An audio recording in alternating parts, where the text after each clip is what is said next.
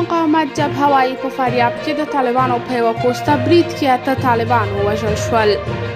د ملي مقاومت جبهې د یوې خبرپاڼې په خپرولو سره ادعا کړې چې د ملي مقاومت جبهې غړو په تېرو 24 ساعتونو کې په فاریاب کې د طالبانو پر پوستو د بریدونو په ترڅ کې 8 طالبان وژلي او 2 نور یې ټپیان کړي دي.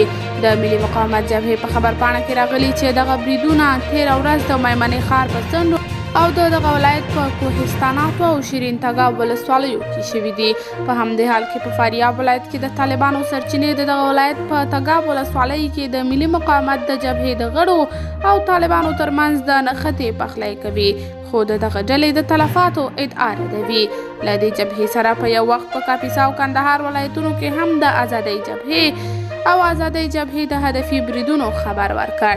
قدرمنو لیدونکو، تاسې په هکله څه نظر لرئ؟ کمنټ کې شریک، ویډیو لایک او چینل هم تر سره سبسکرایب کړئ.